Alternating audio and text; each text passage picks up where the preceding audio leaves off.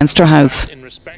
The Christian Brothers issued a statement this afternoon saying it would conduct a review of its resources to see how it could provide more reparation. But victims have reacted with dismay to the refusal of religious orders to renegotiate the indemnity deal.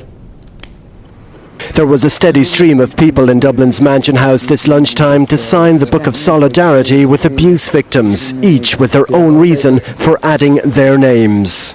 And I think if I didn't kiss them through, they'd know and through home and tell their story to them. That's the reason I'm signing that book. I wrote that it was a sad and sorry day for Ireland. I was part of the people over 50 who should have known more about it, should have done something about it at the time, and I can't say enough how sorry I am. I actually didn't write anything into the book because I can't actually find words. And against this backdrop of growing outrage, more pressure on religious orders after they refused to renegotiate the terms of their contribution to the compensation fund for victims. CORI, the Conference of Religious in Ireland, which has been speaking on behalf of the 18 orders covered by that deal, refused TV3's request for an interview today. And the approach by the orders that they'll find the best and most appropriate way of directly assisting victims of abuse has generated deep anger. Christine Buckley, who endured years of abuse, says this amounts to another insult to victims. This is like a revolving wheel of emotional abuse and blackmail. This CORI will state in another few weeks that they have given money to survivors, but they cannot state how much they've given because they want to protect survivors. Believe you me, anything and everything coming out of the mouth of the religious is absolutely unreliable. A number of support groups, including 1 and 4, came together today to make a joint call for, among other things, a removal of any question mark over counselling services. It is completely unacceptable that people who have suffered so much and who are now reaching out perhaps for the first time for help may have to be told that there is a waiting list. Back at the Mansion House, more small gestures of support, of sympathy and of shame. There's still so much emotion to be aired on this scandal. Brian Daly, TV3 News.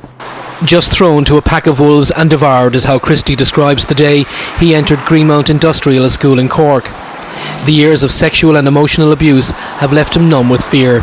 I kick all the time, and I'm kicking all the time because I'm having nightmares of people putting their hands under the bedclothes and molesting me night after night. The survivor, who's now 58, says CORI's refusal to renegotiate with the government is bad news, but strongly believes it's the government who should carry the can.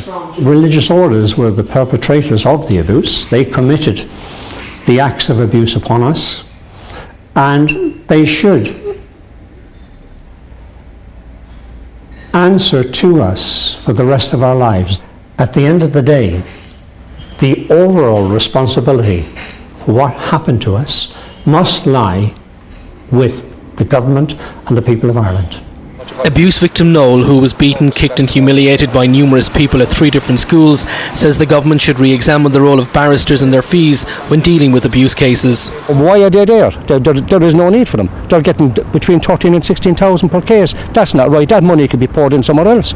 Earlier today, the Lord Mayor of Cork travelled to the City Library and handed in copies of the Ryan Report for the public to read. It includes Noel's and Christy's stories and thousands of others whose lives were stolen.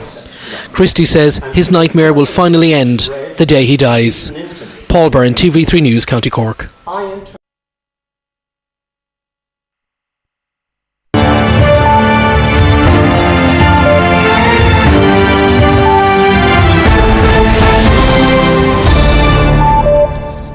Good evening. The government's talks with religious orders next week will be robust, according to the Minister for Health, Mary Harney. Many abuse victims and their families are determined to pursue justice themselves. Human wreckage is how some of these victims describe themselves. For 50 years, Christy has had a vision that someday someone would listen to his harrowing experience at the hands of the Presentation Brothers.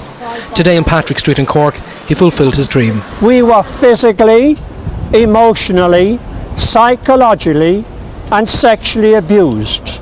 We were totally neglected. We were denied every form of human compassion.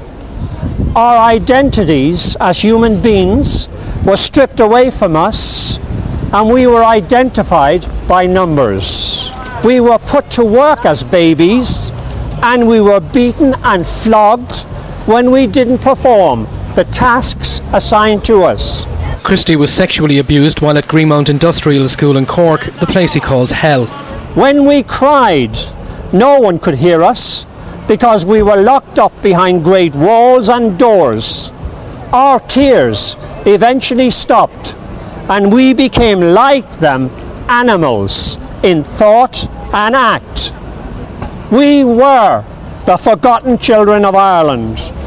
No one cared or gave a shite whether we lived or died. Many of those who stopped to listen were mesmerised and choked back the tears as Christie recalled his nightmare. We thought they were wonderful places for children, but we didn't know all the lies that were told, did we? We did not. And I'm very sorry about it today. It's as bad as what went on. We talk about Hitler and about what happened with the Jews. To me, this stands in the same category. And we as Irish people should be ashamed of it. I'll just be so ashamed, and we didn't know what was going on inside in these places. You know, I'm so angry. None of the brothers who sexually abused Christie were ever brought to justice. Today, he is still receiving counselling. Paul Byrne, TV3 News, Cork. 11